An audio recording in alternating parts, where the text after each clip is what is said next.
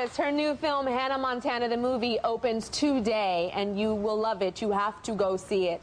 After the Tyra show, run to see this movie. It's great. Check out this clip. Next time, you might want to demand a jet with a bigger bathroom. Well, why in the heck you getting all handed up? The Hannah steps off the plane photo op, you know, the balloons, the limos, the screaming fans. Like Vita says, it's all about the publicity. Yeah. That Vita's just full of good advice. Absolutely full of it. Hello, New York!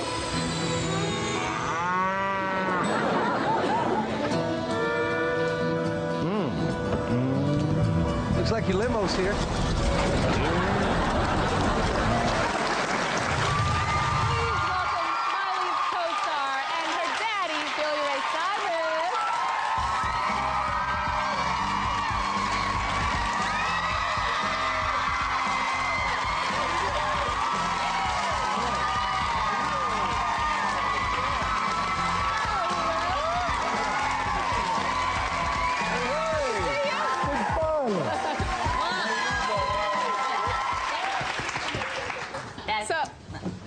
Is this a good spot for me? That is a great spot for you. First of all, I think you're so cool. I mean, we were hanging out at Disneyland a couple of months ago for Miley's 16th birthday. So welcome to the Tyra Show. You've been on the show, but not on the stage, so welcome. Thank you. What a great crowd you have here today. It's fun. So, as a dad, you know, the day Miley was born and she was put into your arms, did you ever imagine that her life would be the life that she is living now? Well, you probably know, before she was born, I had a vision, if you will, a premonition that it was her destiny to bring hope to the world. And I told Tish, I said, you know that little baby inside of you, what do you think about naming her Destiny Hope? And she said, Destiny Hope, why? And I said, well, I think she has a purpose. And now when I see the kids laugh, I see them dance, I see them sing, and, you know, realize that she's touching people's lives around the world, I think she fulfilled that Destiny Hope. Yeah. So explain to everybody how her name is Miley now, because Destiny Hope was what she was born. That's on the gift certificate. I mean, the gift certificate. Yeah, it's on the gift certificate. Just in case you want to take me back, get a refund. Take my little brother instead. On the birth certificate. Destiny Hope is on your birth certificate. Yeah. Oh, that's right. But, you know, to this day, I don't think I've ever once called her Destiny Hope.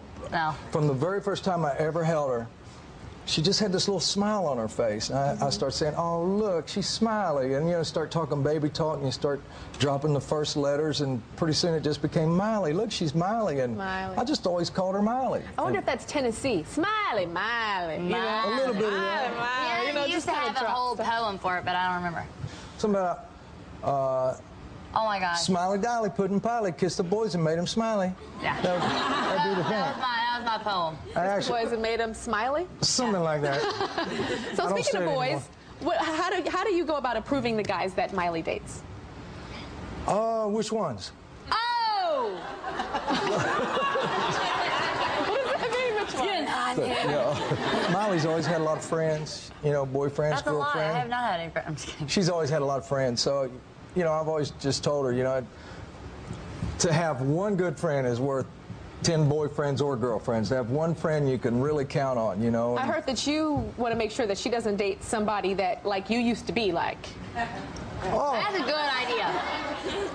definitely. I mean, you know, Okay, well, we asked Miley a few questions earlier, and she wrote down her answers. We're going to ask Billy Ray the same questions, and we're going to see how they match up. The first question is, what is Miley's biggest pet peeve about you? oh, about me? Yeah. She hates for me to recite Thomas Edison. That actually is a lot better than my answer, so you got that right. Okay, what's yours? That he's always late, but I'm always late too. Yeah? So I got it from him. But actually the Thomas Edison thing is way better, because he says it 1,000 times, and then he asked me to repeat it, and I still don't know it, because he said it so many times, and now I just tune it out.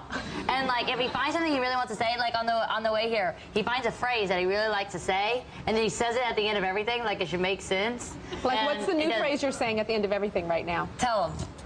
We were talking about in the car. Tell him. You go ahead. At the end of everything, he's like, it's a different kind of animal. And you're like, what does it mean? Okay, this is the next question. What was the most trouble Miley ever got into as a child, as a kid? Most trouble. Please remember this. Oh, let me think about it. I got in trouble a lot. I'm drawing a blank on her getting in trouble. The windows? Oh, she knocked out our own window. She knocked out your windows? Yeah, How? With a rock.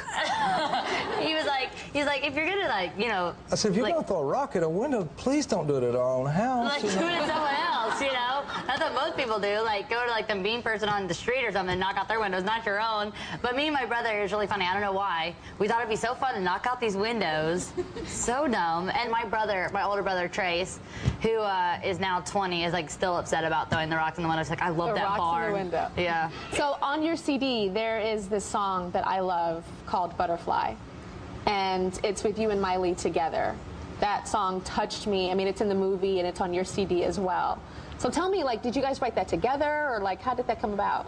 Well, that song was written by Glenn Ballard, and Glenn's wrote some big records, including Man in the Mirror for Michael Jackson. Oh. And I was doing it. and it just was the right song in the right place in the film. A lot of people have been commenting on it, and yeah, it's on the CD Back to Tennessee. But it's different. And all of y'all are getting a copy of Billy Ray Cyrus's new CD.